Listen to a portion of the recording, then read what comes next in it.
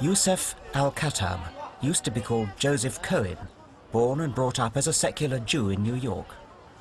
In 1998, he moved to Gaza as a Jewish settler. But there he discovered a different God, Allah.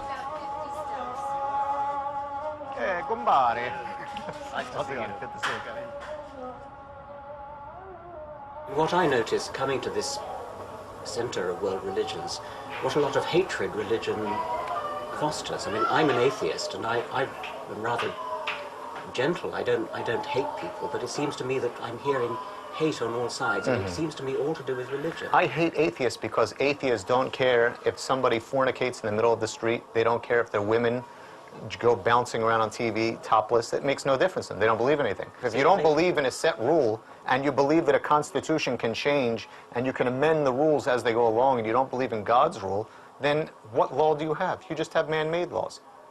I realized I was in the company of someone who has willingly bought into fundamentalist dogma. Is the basis of morality. What do you think about the September the 11th attacks on New York and the July the 7th attacks on London? Okay, since you like to speak about evolution, I like to start before. What do you think about the Jews that have destroyed over 417 Arab villages, including all mosques and masjids, which wouldn't affect you because you're an atheist?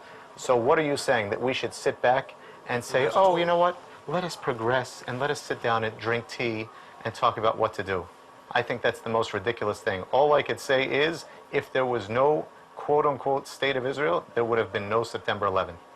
But if we've all got to live together, it's not going to be helped if there are people of very, very strong faith who simply know they're right and are not amenable to argument, because there's somebody out there who's just as faithful as you and has his faith just as strong as yours, which is opposite to yours. You see, the problem is, Richard, I think that you have fear.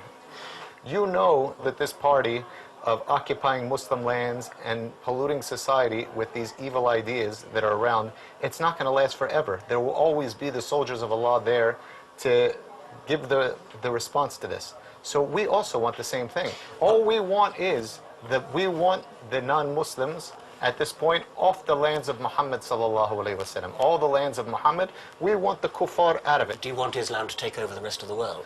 Of course I want it to, and it will. So my advice is to clean up your show at home, take your forces off our lands, correct yourselves, fix your society, all right? Fix your women. Fix your women, that's not my business, that's my women's business. No, it's not. It is your business. It is your business. When you take the women and dress them like whores on the street. I don't dress women, they dress themselves. No, but you allow it as a norm to let the women go on the street dressed like this. What's going on with your society? But I'm interested in religion and the effect that it has on people's minds, and I'm worried about it. And we're very worried about you. What's going on with the stealing, with the theft? It's out of control. Clearly, historic injustice towards the Palestinians breeds hatred and anger.